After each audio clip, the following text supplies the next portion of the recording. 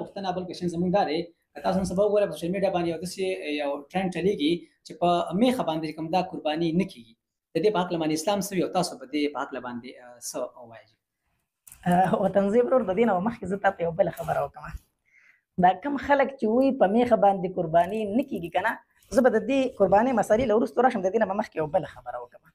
د هغې دلیل دا دی چې نبي علیه الصلاة وسلام د میخې قرباني نه ده کړې. دا دلیل دی. وایي په میخه قرباني ځکه نه کېږي چې نبي علیه السلام د میخې قرباني نه ده کړې. زه لږ بل طرف نه راځم. زه هم د میخې غوښه خوړل جایز دی او که جایز نه دی. د میخې پی څکل جایز دی او که جایز نه دی. نو هغه وروڼه وایي څوک چې وایي د میخې قرباني نه کېږي، وایي غوښه خوړل جایز دی او پی څکل هم جایز دی خو قرباني جایز نه ده. نو زه ورته وایم غوښه خوړل کوئی جایز نو نبي علیه السلام نه دا ثابت کړه چې تا په ژوند کې د میخې غوښه خوړلې ده یا د میخې پی څکلي دي. د دې ثبوت نشته دی. د دې ثبوت نشته. نو هغه بیا د قرآن یو آیت مونږ ته پیش کوي. الله تبارک وتعالی فرمایي احلت لکم بهیمة الانعام، ستاسو دپاره حلال کړی شوي بهیمة الانعام. نو وایي دا میخه په بهیمة الانعام کې داخله ده.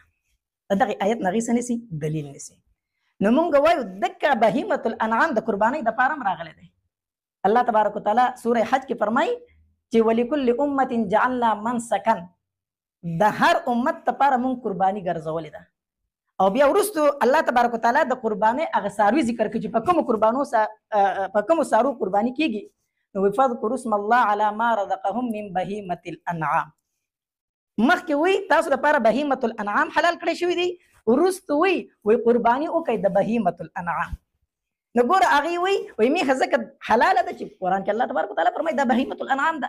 نو موږ وایي په قربانۍ کې هم الله تبارک وتعالی فرمایي چې دا بهیمة الانعام ده. نو ګوره د میخې قرباني دا د قرآن نه ثابت ده. ځکه چې دا یو قسم. بله خبره دا ده څلور واړه مذهبونه، څلور واړه مذاهب، امام ابو حنیفه رحمه الله، امام مالک رحمه الله، امام شافعي رحمه الله، امام احمد بن حنبل رحمه الله، په تمامو مذاهبو کې د میخې قرباني جایز ده. بله وطن زیب زه به یو بله خبره وکړم. د دې اهل لغت له اعتبار وي ټیک شو. دا میخه چې ده که نه ته چې څومره د لغاتو د عربۍ کتابونه وګوري، د لغاتو کتابونه چې د عربۍ وګوري که نه، هغې ټولو دا لیکلي دي چې الجاموس نوع من البقر. وایي دا میخ، د میخې ته په عربۍ کې جاموس ویلی شي. وایي الجاموس نوع من البقر، دا میخه چې ده دا د غوا یو قسم دی. ګوره تمام د عربۍ کتابونو دا ویلي د لغاتو، هغې وایي دا میخه د غواګانو یو